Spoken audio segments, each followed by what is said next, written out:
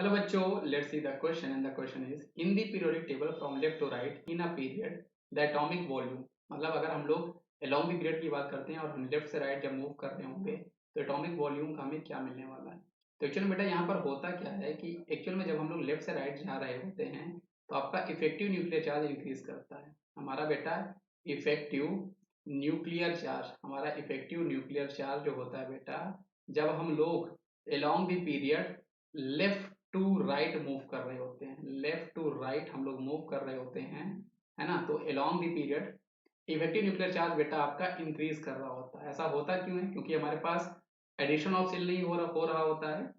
Number of protons आपके बेटा nucleus में बढ़ रहे होते हैं और नंबर ऑफ प्रोटॉन्स न्यूक्लियस में बढ़ने के कारण बेटा आपका जो न्यूक्लियर चार्ज होता है वो आपका बढ़ रहा होता है, जिसके कारण आपकी एटॉमिक साइज छोटी हो रही होती है। और एटॉमिक साइज छोटी होने के कारण हम लोग कह सकते हैं यहाँ पर आपका वॉल्यूम जो होता है वो आपका डिक्रीज हो रहा होता है।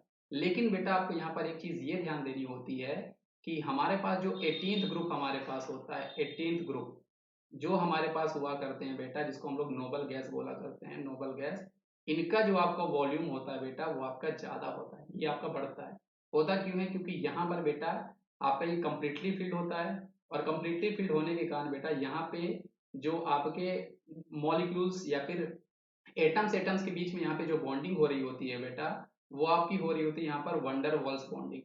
वंडर बॉल्स आपकी बॉन्डिंग हो रही होती है जो कि क्या करते हैं बेटा इसके वॉल्यूम्स को बढ़ा देते हैं, क्योंकि आपके बिग बॉन्ड हुआ करते हैं। बिग बॉन्ड होने के कारण यहाँ पे गैप्स रहेंगे और आपका वॉल्यूम जो है बेटा वो आपका बढ़ रहा होगा।